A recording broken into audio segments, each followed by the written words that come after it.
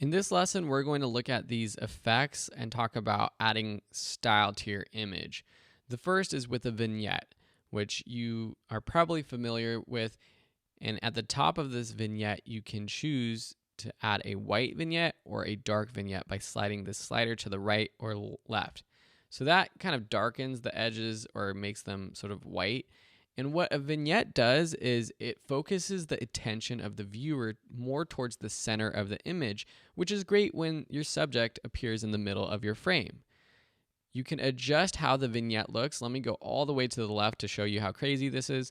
And then by adjusting the midpoint, it makes it a smaller circle in the middle or a bigger one. So a bigger vignette or a smaller one. Let's go all the way to the left and then adjust the roundness, more circular or more like a rectangle. Let's make it a circle.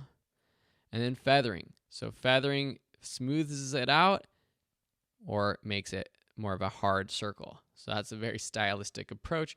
I like more of smoothing it out. Highlights will let some of the highlight colors appear to come through the vignette, which makes it look a little bit more natural. Now this vignette looks crappy, to be honest. This looks terrible. This is too much of a vignette. So I would not do that. Let me actually reset. All right, so I've reset my vignette settings. Usually I try to be a little bit more subtle about it, going somewhere around -50, increasing the feathering quite a bit.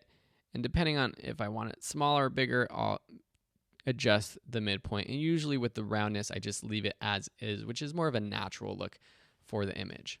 So we can see the before and after with our backslash button. You can see how that vignette does look quite natural and nice. Vignettes are natural depending on the lens that you're using. Some lenses actually have more of a vignette than others.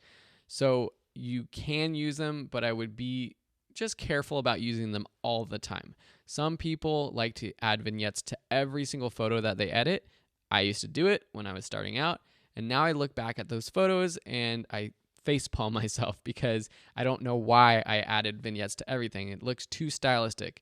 So be careful when you're adding a vignette and be subtle about it. So that's vignettes. What about grain? Why would you want to add grain to your image? Well, it's purely sort of a stylistic approach.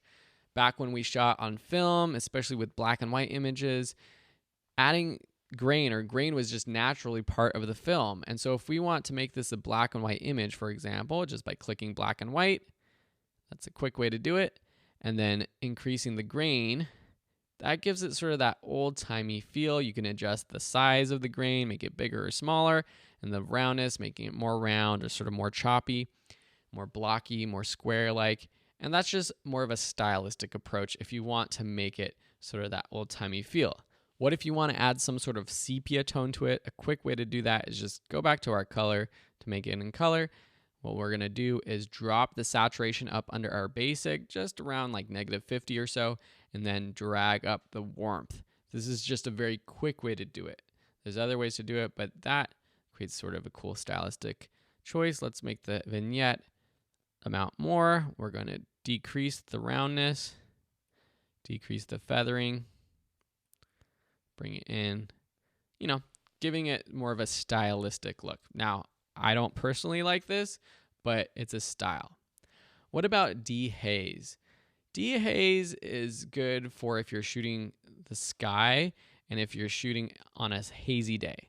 Let me reset this and show you what dehaze will do. If I increase this, it actually brings out more of the color and detail in the sky. Now, this isn't the best example. Let me try to find a quick photo that will be more easy to see what dehaze does. Now, you have this photo under your, I believe this is in the Mac Photos folder. So if you want to play around with this one, you can. This is of Dodger Stadium. If I increase dehaze all the way, look how much information is in the clouds. It becomes a little bit more contrasty, a little bit more saturated, and that looks too much, but just doing a little bit helps quite a bit for this photo. If we go to the left, it makes things more hazy. Again, a stylistic approach that you might like. I don't personally like it. Usually though, for landscapes, I do add a little bit of dehaze to the image to bring that information back when shooting wide open landscapes, especially in Los Angeles, where we get a lot of smog And when you're looking out at a big open city or landscape, they just tend to be a little hazy. So those are the effects here in Lightroom. In the next lesson, we're going to learn how to export and save photos. And then following that, we're going to look at some of these other tools and options that we didn't go over to show you more of the features and capabilities of Lightroom. And following that, we're going to be doing full Lightroom edits to show you the complete process that a pro editor would use when editing a photo.